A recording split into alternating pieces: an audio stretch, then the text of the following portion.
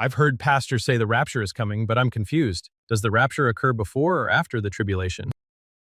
Some say Christians don't have to worry about the tribulation when the Antichrist comes and the mark of the beast is set up because they will already be raptured into heaven before the tribulation. This idea, based largely on popular modern Christian movies and novels, is more fiction than reality.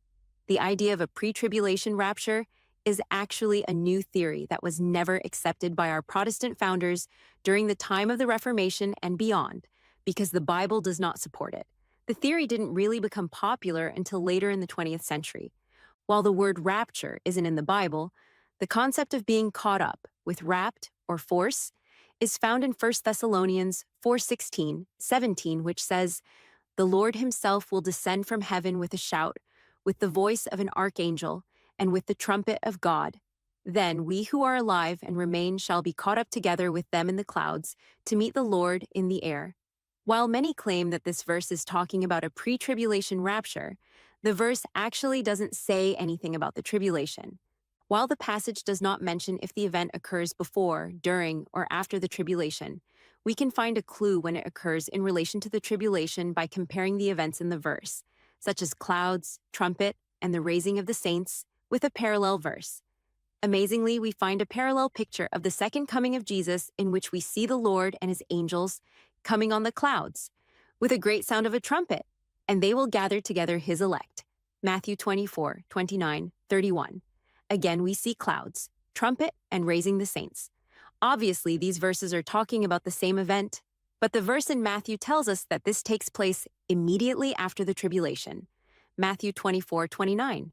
So when we look at it in context, the most popular verse, which many use to support a pre-tribulation rapture, occurs after the tribulation. Still, some claim that since 1 Thessalonians 5:2 follows with, "The day of the Lord so comes as a thief in the night," this must refer to the rapture or secret coming of Christ. Again, compare this to 2 Peter 3:10, which says, "The day of the Lord will come as a thief in the night, in which the heavens will pass away with a great noise, and the elements will melt with fervent heat. Both the earth and the works that are in it will be burned up." Both verses compare the coming of Jesus to a thief, but Peter tells us the heavens will pass away and the earth will melt with fervent heat, clearly a reference to the literal and final coming of Christ. The term, like a thief, does not mean Jesus is coming secretly in the rapture. It means those who are not watching will be unprepared at his coming.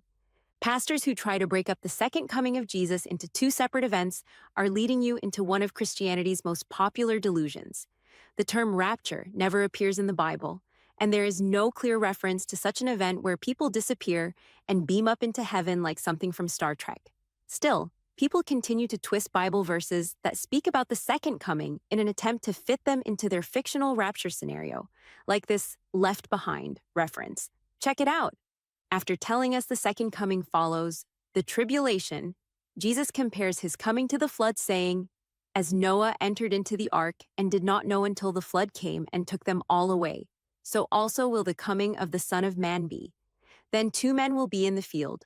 One will be taken and the other left." Matthew 24:40. While some claim those taken are taken to heaven in the rapture, the verse itself compares the ones taken to those who were taken in the flood when the flood came and destroyed them. Luke 17:27. According to the Bible, the ones taken are not taken into heaven, but to their destruction. We know this because after Jesus says this, Peter asks, "Where, Lord?"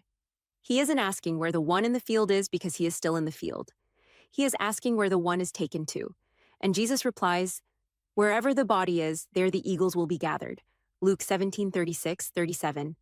Eagles are birds of prey hovering over their dead bodies, confirming that the wicked are taken to their death. The Bible repeatedly refers to the literal coming of Jesus, when the Son of Man comes in his glory, and all the holy angels with him, along with the resurrection of those who have fallen asleep. Matthew 25:31, 1 Corinthians 15:12, 1 Thessalonians 4:13. But those who try to break up the second coming of Christ into two different events, saying that the rapture will come before the tribulation, will be confused when they find themselves thrust into the midst of the tribulation and unprepared for the mark of the beast. While the teaching of the pre-tribulation rapture makes good fiction, it is a dangerous deception. To download a free book, One Left Behind, on the same topic, Go to hopetracks.com, click on Booklets, click Read, and then click on the book to download for free.